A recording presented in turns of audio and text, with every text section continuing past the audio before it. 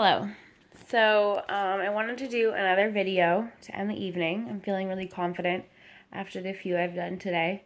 And this one I want to talk about the financial stress that people with disabilities experience. So when you have a disability and you are unable to work, you need to go and apply for government assistance, or you apply for your company's short-term or long-term disability. Now, there's various factors that go into being able to be accepted into all those areas. Particularly because my experience is with mental health. I'm not going to highlight as much the physical disability because I haven't had personal experience in that area. But because the disability I have to many people is invisible, it's not like I am sitting in a wheelchair or I have a cane or things like that make your disability apparent. It makes it that much more challenging to prove to the funders that you are in need of their assistance. So when you are off on leave on a disability, you are depending on either the company that you worked for or the government of your country to support you. Now, this video is in no way asking for anybody to take pity on me. This video is to highlight the struggles that people with disabilities experience, specifically mental health experience, and how that added stress attributes to intensifying the stress that they're having on a day-to-day basis. So not only am I experiencing symptoms from major depressive disorder or symptoms from post-traumatic stress disorder or the night terrors, and then whatever ADHD adds on to all of that, there's that financial stress added. So when I sit and I look at my calendar that we have at our house of all the bills, right now, I am bringing in zero income.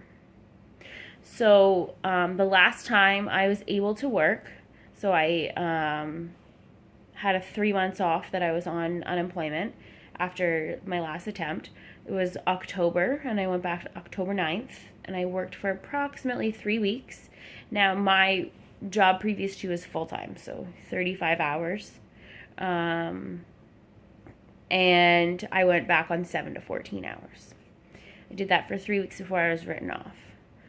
So the last time I worked was October of 2018, and that was for 7 to 14 hours a week, not my regular 35.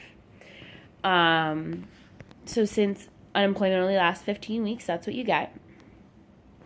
So now you have somebody who's not only experiencing intense mental health, whatever it may be, they now are supposed to live in society, not allowed to work because, I guess not allowed, but your doctor has written you off and you yourself know that you can't work. Like, there's so many factors that you cannot be a competent employee. And, being able to escape from a night terror to make it to work on time, being able to be alert in the workplace. A big thing about my job is you always have to be on your toes. So when you're not able to be at your best, you shouldn't be in that position. So the financial stress that goes with that is when you are off on disability, your water bill doesn't go away, your heat and hydro doesn't go away, your mortgage or rent doesn't go away. All the prescriptions that you have, they don't go away. So even though my boyfriend has benefits, you have what's called the dispensary fee. So every time I have a med change, there's another dispensary fee. And each individual pill I have has a dispensary fee. So because my daily dose to keep me in check has 1, 2, 3 different medications, that's 3 dispensary fees each time. So it's $30 no matter how many, every week, every 2 weeks is $30. That may not seem like a lot, because some people don't have the benefits I have. Luckily, I have a boyfriend that has a really good job and has good benefits.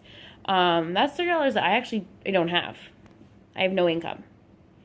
I can't go to work and no government will fund me. And I am not the only one. I talked to somebody who is a breast cancer survivor who was denied government support. So it's not just somebody with mental health. It's people with, I knew somebody that had breast cancer who couldn't even get it. So I've not only applied for Ontario Works. Ontario Works, people may know that as unemployment. I don't know. Ontario Works, that's how OW is how I know it. And then, it used to be called welfare. Okay, so and then I got denied for that. And I am denied because I have a spouse that has income. Denied for Ontario Disability Support Fund. Even though I have a disability, I am denied because I have a spouse that has income. Now, I understand there has to be standards. But I have been employed since I was legally able to. So obviously I babysat before that, when you're 12, 13. But I 14 years old, I started working. I have been employed since 14. So that's, 24, 25, 26, 7. So that's 13 years. I have always worked in at least 2 jobs. I don't just have one job. I've always had 2, 3. I have always been very independent. So now I'm 27 years old and I can't work. My entire life, I have had a savings account. I have had a job. I have been able to contribute. If there's a bill, I can pay it. So now I can't do any of that.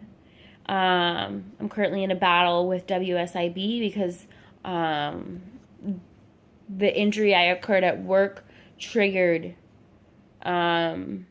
me to be diagnosed with a disability.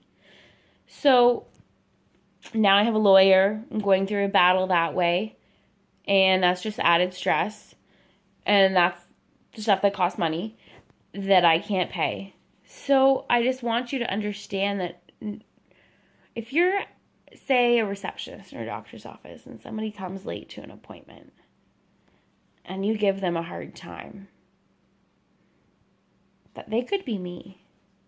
They could have just suffered a night terror. They could have just sat at their front door for 15 minutes in fear to leave their house. So try and put yourself in other people's shoes. And think about, not only is this person suffering mentally, they can't control their brain. They now cannot contribute to society. And for someone like me, I have always had a job. I was that person that was working on Christmas Day, Boxing Day, Christmas Eve, New Year's Day, New Year's Eve. I worked because I knew that there's a purpose for me. And I was to make a difference. And I cared for others. That was my job. And now that I can't do that, I want you to understand that I'm not the only one going through this. There's so many people suffering from disabilities that can't get an income. Not only are they're working their butt off to get back to being able to work, but in between that time, they have no money. How do you live? How do you get food? How do you get clothing? How do you care for yourself? So just think about that. This isn't a pity. This is pointing out the gaps in society.